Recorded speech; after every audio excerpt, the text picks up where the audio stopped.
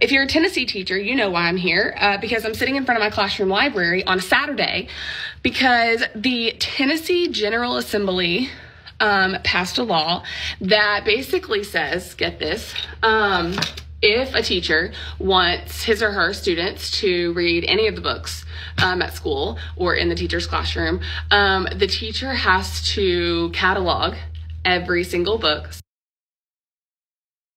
So yeah, you have to do tons of extra work to make sure that the kids' books in your classroom are acceptable from the government's point of view for kids to actually read. And it turns out it's a very involved process. It's a lot of extra work. This is Sydney Rawls, by the way. She explains the process in this video. From that list, the ones that are approved, she's like, okay, these are approved. So I have to go through all these books and then pull out the ones that are not approved. And then from the list that wasn't approved that she didn't have, she sends that to someone higher up. And then I'm assuming that it's probably someone that's never even been in a classroom, that's never taught children, but that's neither here nor there.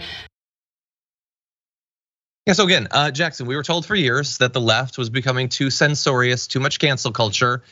They now have not just, they're putting pressure on libraries to ban books. They have official legislation they've passed that bans tons of books and makes sure that teachers that already have way too much to do with not nearly enough pay to do it in, have to go through literally every book they have to make sure that the government will give it the stamp of approval. What do you think? Well, the saddest thing about this is ultimately, when you look at it from a macro scale, this leads to less reading, which means less comprehension skills, which ultimately, for enough people within a group means less curiosity at large. Because when you aren't able to feed your curiosity just freely, just like, why is this like this? Why is that? Even if you're just reading through fiction, if you're not able to really kind of follow your own train of just, how you obtain knowledge, then you're not going to ask as many questions. So that's unfortunately what this type of stuff really leads to. Yeah. No, I think you're 100% right. And I can read from your voice that you think that that's a bad thing. I certainly think that it's a bad thing. I have a feeling that people who pass that legislation, they don't think that it's a bad thing. They're not interested in curiosity and challenging the establishment. They love to say that that's what they're doing. It's literally the establishment that is determining which books are acceptable. Is that the world we want to live in? That's the world they're creating.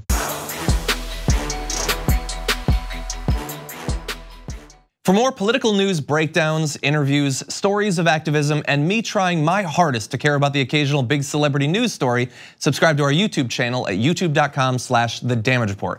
And you can ring the bell wherever it is so you don't miss anything.